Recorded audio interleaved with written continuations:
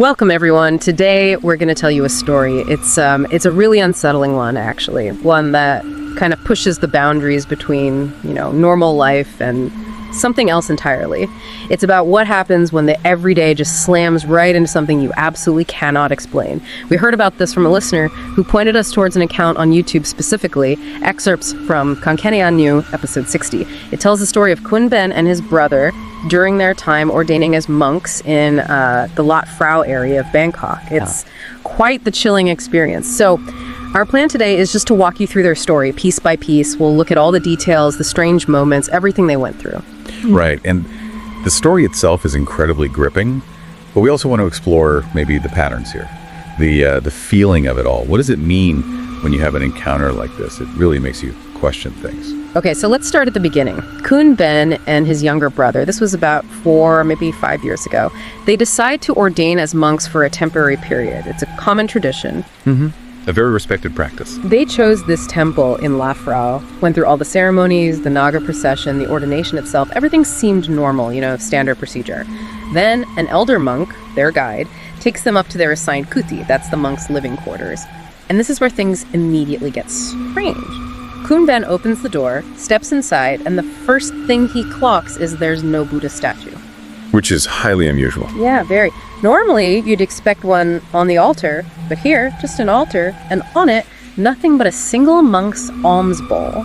And this bowl is completely covered in some kind of script, like inscriptions.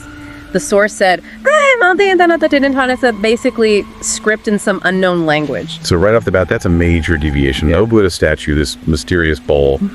It sets an odd tone, but then comes the warning. Exactly.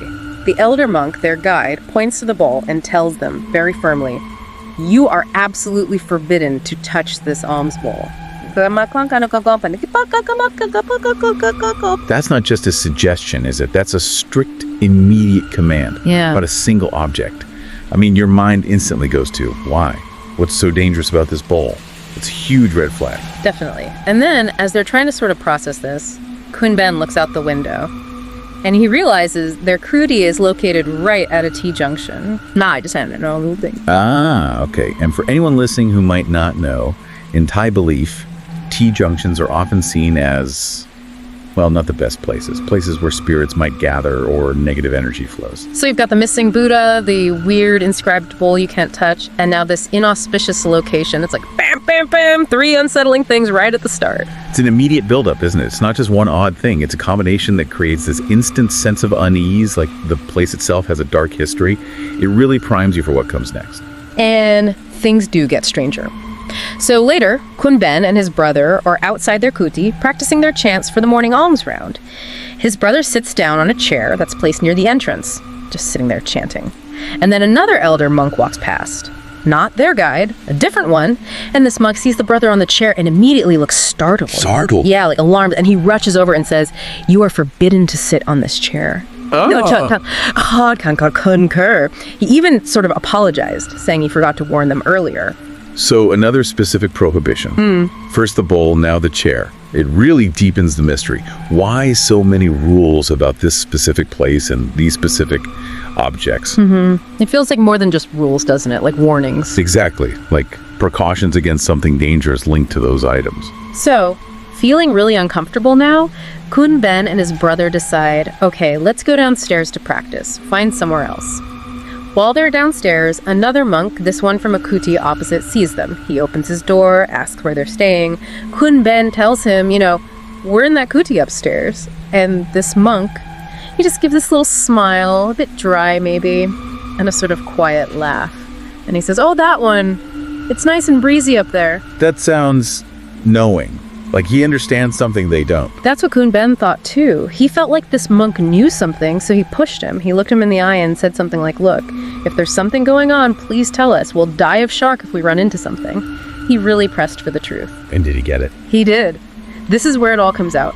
The monk, seeing how genuinely scared they were, finally told them the history of that kuti. Okay, brace yourself. He said it used to be occupied by an old monk, a Hiri, close to Songkyan, who practiced, well, black magic. Oh, wow. Okay. That's significant.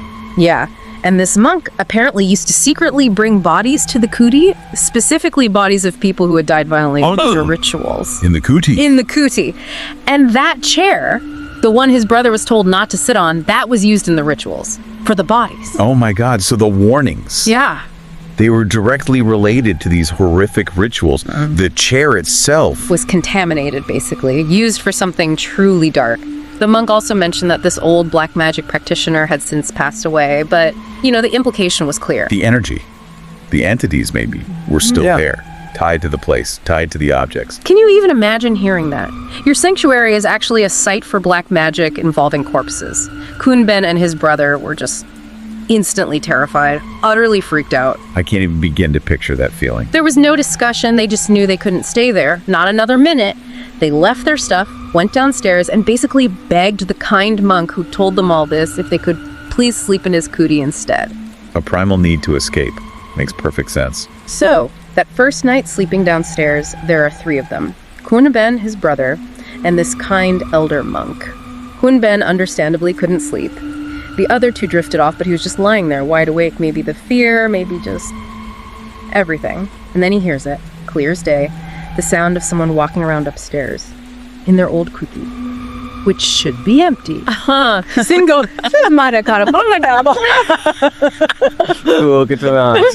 Oh no.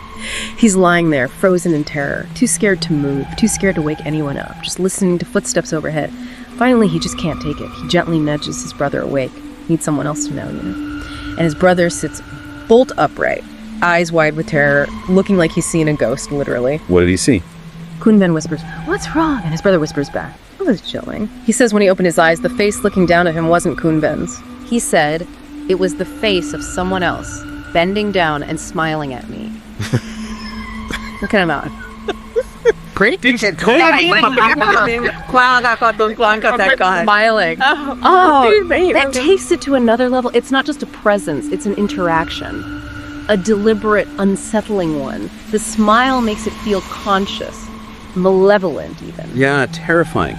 Just then, the kind elder monk wakes up, probably heard their whispering. He very calmly tells them, "Try to sleep, I'll watch over you."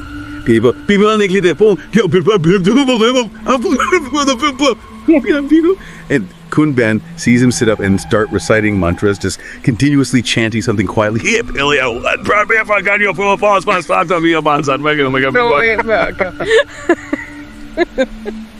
And somehow, that actually did bring some comfort. Kunben eventually managed to fall asleep. A protector figure. In that moment, that must have felt essential. Absolutely. But the sounds didn't stop on the following nights. The footsteps upstairs continued. And one night, it got worse. The footsteps sounded like they were coming down the stairs. Slowly. Closer.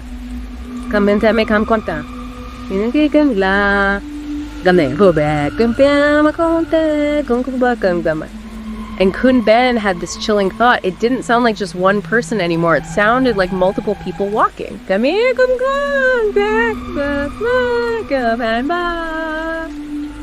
Okay, so it's escalating, getting closer and maybe more numerous. That suggests it's not just residual energy. It feels more like active entities making their presence known more strongly. It was constant pressure, constant fear. Kunben actually started taking allergy medicine just to knock himself out so he could sleep. He couldn't handle lying awake listening to it night after night. Just pure desperation for some escape. Then comes the 9th night, and his allergy medicine has run out. Oh boy. Predictably, the footsteps start up again, walking up and down the stairs this time. Boop, boop, boop. 3 or 4 times, relentless. Suddenly there's a knock at their door. The downstairs one. A knock, not just footsteps now. A clear knock. Kunben, heart probably pounding out of his chest, musters the courage to open the door. Standing there is a new monk. Very new, only ordained a day or 2 before. He was staying in one of the kutis nearby, upstairs, and the conversation they have is just bizarre. The new monk asks Kunben, "Did you just knock on my door upstairs?" Wait, what? Yeah, Kunben's like, "No, why would I do that?" He assures him he wouldn't prank him, especially not like this. Then Kunben asks, hesitantly, were you the one walking up and down the stairs just now?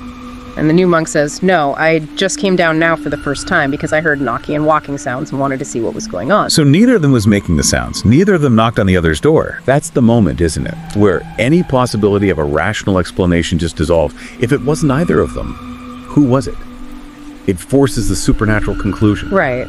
The new monk is clearly spooked by this. He asks if he can sleep downstairs with them, says something like, 3 monks in here shouldn't be too crowded.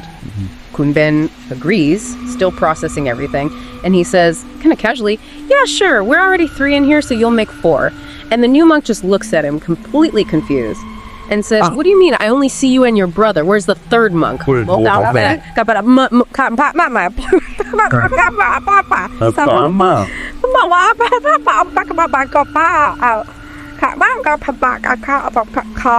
Oh, Kunben freezes, looks around. The kind elder monk who had been sleeping there, the one chanting the mantras.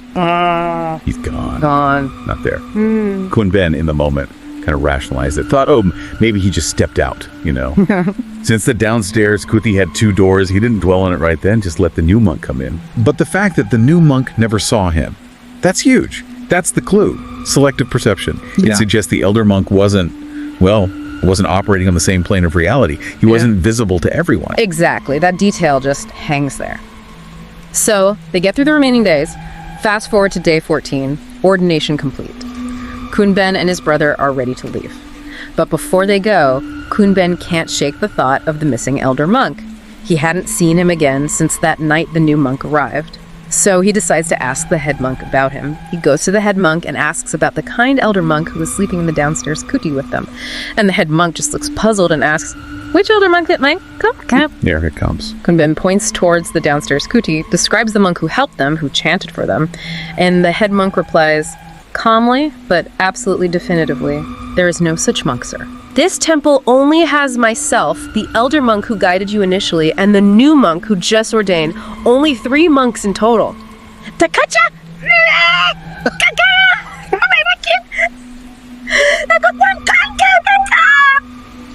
And he even points to the other 2 living monks right there to prove it. Just shattering. The realization must have been terrifying. Absolutely devastating. The person who gave them comfort, who protected them, who they spoke to, slept near, wasn't real, wasn't a living person. A ghost.